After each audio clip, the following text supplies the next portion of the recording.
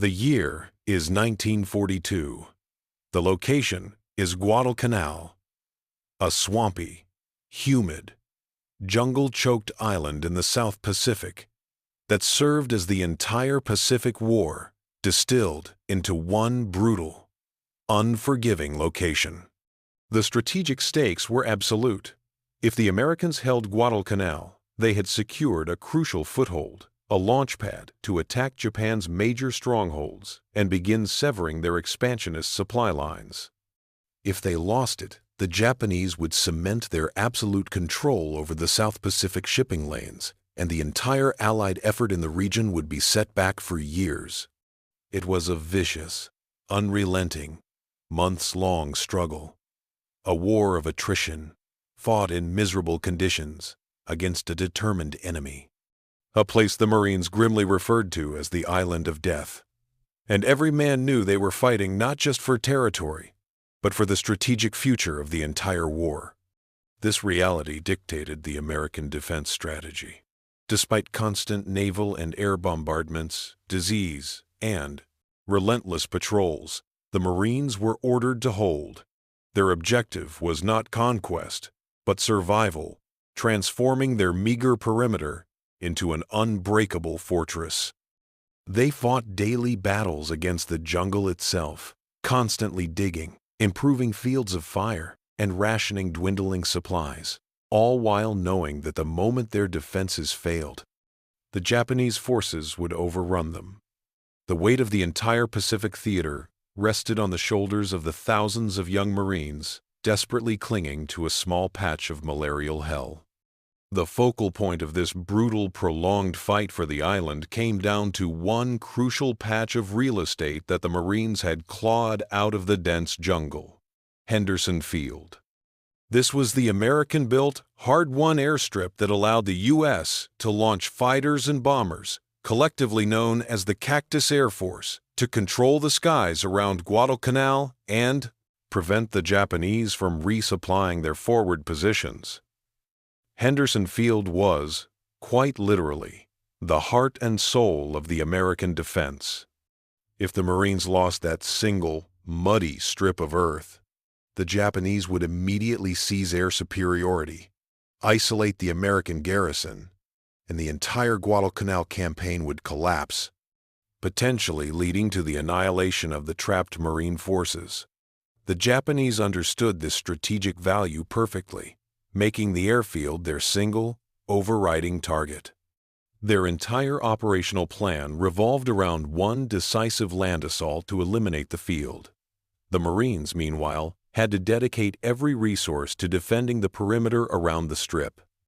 Engineers were constantly working to keep the runways operational, even under intense shell fire, while infantry units were deployed along the ridges and rivers to serve as the living shield. This defense was a desperate, all-or-nothing commitment. Holding the field meant survival. Losing it meant utter defeat. The Imperial Japanese Army entered the campaign with a profound, almost reckless arrogance rooted in the belief of their own military and spiritual superiority. Their commanders, trained in the code of Bushido, viewed the U.S. Marines as soft, undisciplined, and fundamentally lacking the fierce dedication of the Emperor's soldiers. This mindset dictated their strategy, which was not one of maneuvering, but of a direct, decisive knockout blow. The Japanese believed that their superior training and unwavering commitment to death before retreat guaranteed victory in any head-to-head assault, calculating that a single, massive banzai charge would shatter the American perimeter and send the demoralized Marines into immediate, irreversible retreat. This rigid confidence blinded them to the reality of American firepower and preparation. They repeatedly underestimated the size and combat effectiveness of the Marine garrison, leading to disastrous frontal attacks. They were certain they would prove their tactical superiority and spiritual fortitude once and for all, ending the American presence on the island instantly. This unwavering belief that the Americans would break that spirit alone, could overcome entrenched machine guns, was the fatal flaw that the Marines would soon exploit with devastating efficiency. In the tense weeks leading up to the inevitable climax, the Japanese executed a massive, silent, and highly coordinated operation to assemble their strike force. Over 20,000 reinforcements, including seasoned troops from their elite 2nd Division, were stealthily landed on the island's opposite shores, bypassing the American coastal patrols using nocturnal Tokyo Express destroyer runs. This massive, nearly complete army then moved secretly through the incredibly difficult, almost impassable jungle interior, enduring brutal conditions and disease to assemble south of the Lunga perimeter, undetected by large-scale reconnaissance. The Marine defenders, isolated and outnumbered, knew something catastrophic was coming. Patrols reported increasingly massive, unseen enemy movements, the rustling of thousands of men, the muffled shouts of officers, and the low-frequency sounds of heavy equipment being moved just beyond their defensive perimeter. The jungle seemed to literally swallow up an entire army. The American defenders were frantically digging in, completely surrounded by a force they could not accurately number, whose intentions were a terrifying mystery. They were waiting for a storm, but they didn't know the exact time, place, or force of the tactical tsunami about to hit their small, desperate perimeter. The Japanese assault focused on a specific, geographically vital area of the perimeter known as Edson's Ridge, a long, crescent-shaped piece of high ground near the southern edge of Henderson Field. This ridge was the absolute perfect choke point. If the Japanese could successfully breach this line, they would have an open, straight shot to the airfield, rendering all other defenses useless. The ridge was defended by only a few hundred exhausted Marines, but they knew every fold and depression in the terrain. This small, crucial piece of land became the focus of the largest Japanese ground attack of the entire campaign, representing the shortest path to victory for the Imperial forces. The Marines worked furiously to turn the ridge into a death trap. They positioned their heavy, .30 caliber machine guns with interlocking fields of fire, ensuring that any attackers hitting the wire would be subjected to continuous, overwhelming crossfire. Mortar teams pre-registered every inch of the 7th jungle approaches, knowing exactly where the barrage would land if the enemy appeared. Every man dug a foxhole or fighting position deep into the coral rock. They knew the Japanese reliance on the night banzai charge, and they planned to meet that wave of human momentum with an impenetrable, mechanized wall of lead and shrapnel. As the sun set on the day of the planned assault, the tension across the entire Lunga perimeter was almost unbearable. The Marines could hear, feel, and sometimes smell the massive Japanese army gathering just beyond the tree line. The jungle was no longer quiet. It was filled with the sounds of shouting commands, the metallic clinking of equipment, the dull thud of shovels digging in, and the rustling of thousands of men taking up their final positions. It was the sound of a patient, massive enemy preparing to deliver the killing blow. The Marines, hungry and exhausted, could only grip their rifles tighter, knowing that the next few hours would decide the fate of the entire Pacific invasion. The defenders received final orders: hold at all costs. Ammunition was placed precisely where it was needed, grenades were stacked high, and water rations were adjusted. Every man was told to save his fire until he could see the whites of the enemy's eyes, conserving rounds for the expected overwhelming flood. They knew the Japanese were confident, believing that the darkness and sheer numbers would carry them through. The Marines, however, had full faith in their lines, their weapons, and their unyielding resolve. They were prepared to trade their lives for the ground they stood on, and they welcomed the darkness. Just after midnight, the silence was ripped apart by a deafening, terrifying roar. The Japanese assault began exactly as predicted. A massive, coordinated attack designed to break the perimeter at several points simultaneously. The sound was immediately overwhelming the shrill, Frenzied shouting of the banzai charge mixed with the high-pitched screams of machine gun fire and the deep thud of mortar explosions. The first wave of Japanese soldiers, rushing forward in dense columns, hit the marine perimeter with immediate, destructive force, overwhelming the outer positions and pushing the Marines back in several areas of the ridge. This initial breakthrough confirmed the Japanese High Command's confidence. Messages immediately went back to headquarters, claiming the American line was broken, their troops were demoralized, and victory was imminent. They truly believed they had achieved the breakthrough necessary to seize the airfield by morning. However, they had only penetrated the thin screen of forward defenses. They were now funneling thousands of men directly into the carefully prepared kill zones of the main Marine defensive line, a move that would prove to be the single greatest tactical mistake of the Pacific War. The main Japanese force, spurred on by the false reports of success, surged forward toward the heart of the Marine defenses. This was the moment the Marines had prepared for. The Japanese hit the main line, the area covered by the pre-registered mortar rounds and the perfectly positioned heavy machine guns, and faced an absolute wall of concentrated lead and steel. The Marines opened up with coordinated, sustained fire that was impossible to escape. The machine guns' interlocking fields of fire turned the jungle approaches into a literal meat grinder, cutting down men in waves as they tried to climb the ridge. The Japanese charge relied on massed human bodies, shock, and fanatical determination.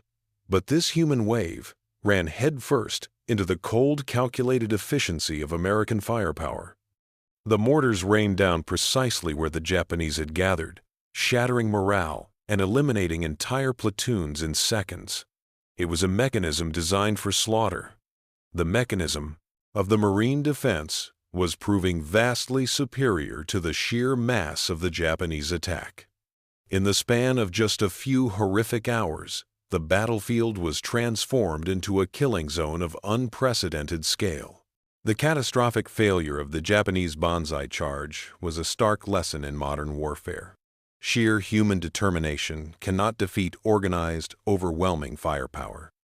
The Japanese assault relied entirely on psychological shock and the physical force of a massed human wave, but this primitive tactic was obsolete. The Marines had turned their defensive line into an automated killing mechanism, utilizing their water-cooled heavy machine guns and pre-sighted mortars to deliver continuous, coordinated, and inescapable destruction across every avenue of approach. The enemy's fanatical courage only served to guide more men into the focused torrent of lead and shrapnel. This brutal mechanism of defense proved vastly superior to the mass of the Japanese attack. The American positions were designed to be mutually supporting, meaning that if one gun ran low on ammunition, another could immediately cover its field of fire. The Japanese, however, lacked effective command and control once the charge began, leading to soldiers blindly piling up in front of the most active guns. They were not fighting entrenched infantry. They were fighting a sophisticated, unfeeling system of defense that simply did not break, leading to staggering, one-sided casualties. As the terrible night wore on and the Japanese attacks finally began to sputter out, the silence that followed was deafening, broken only by the cries of the wounded and the nervous chatter of the surviving Marines. The staggering result of the night's battle was quickly becoming clear. The ground in front of the Marine perimeter was almost entirely covered with the bodies of the dead. The Japanese assault had not merely been repulsed, it had been utterly and completely decimated. The estimates of casualties were horrific, instantly cementing the battle as one of the deadliest single-night defeats the Japanese Imperial Army would suffer. The casualty figures were overwhelming, centered around the number 3,200 men killed in just a few short hours of fierce, unrelenting fighting. The sheer scale of the slaughter was evidence that the Japanese had committed to a total annihilation strategy and had failed catastrophically. The Marines, though exhausted and wounded, had held their ground, suffering only a fraction of the losses inflicted on the enemy. The Japanese army, which had marched into the jungle with such confidence, had been broken against the unbreakable American line. When the tropical sun finally rose, the full shocking scale of the victory became visible. Exhausted Marines peered over their foxholes, gripping their rifles, and were met with a sight of absolute carnage that stretched out for hundreds of yards. The field was literally covered with the bodies of Japanese soldiers, stacked in front of the wire and piled where the concentrated mortar fire had landed. Many of the defenders were numb, unable to fully process the sheer number of dead men who had been thrown against their lines. This was not a rout. It was a disaster. The Japanese High Command, having received overly optimistic reports the night before, was utterly shocked. Their entire offensive strategy for taking Guadalcanal relied on this single, decisive blow, and they had committed thousands of men to the attempt, only to have them eliminated in one brutal night. The sight of the battlefield, confirmed by reconnaissance later that day, crushed the morale of the surviving Japanese forces. Their fanatical confidence was replaced by a crippling sense of disbelief and dread. The victory was not merely tactical. It was a profound psychological victory that fundamentally altered the course of the Pacific Campaign. The Japanese had relied on their unwavering spirit and the terror of the Banzai Charge to break the Americans. This night proved that fanatical spirit was no match for organized firepower and an unbreakable defense. The Japanese army learned, at a catastrophic cost, that their traditional shock tactics could not defeat entrenched American positions, leading to a profound reassessment of their strategy. The immense failure convinced the Japanese leadership that they could no longer successfully mount large-scale offensive operations on the island. The staggering casualty rate left their surviving forces depleted, demoralized, and utterly broken. The Marines' unbreakable stand secured not just Henderson Field, but effectively secured the entire island. The massive losses suffered by the Japanese in front of those Marine machine guns ultimately forced the Imperial Command to abandon its efforts and eventually evacuate Guadalcanal. The catastrophic failure of the Japanese assault, culminating in the slaughter of over 3,200 men in the span of one night, stands as the single most decisive moment of the Guadalcanal campaign and a monumental turning point in the entire Pacific War. The Marines' unbroken stand successfully defended the most critical piece of terrain in the entire theater. Henderson Field was safe. This defensive victory was achieved through more than just courage. It was a triumph of calculated preparation, defensive engineering, and unwavering discipline that faced down an overwhelming enemy. The sacrifice of the Japanese, while tragic, only served to highlight the insurmountable gap between their fanatical, outmoded tactics and the brutal efficiency of the American defense mechanism. The cost to the Japanese was so utterly devastating, crippling their veteran divisions and shattering their strategic momentum, that their entire offensive capability on the island was effectively neutralized, leading directly to the ultimate failure of their campaign to retake Guadalcanal. The legacy of that night is profound. The Marines' unbreakable stand secured not just their perimeter, but the entire American foothold in the Pacific. For the Japanese, the brutal realization that their superior fighting spirit could not overcome superior firepower forced a dramatic, painful reassessment of their military doctrine.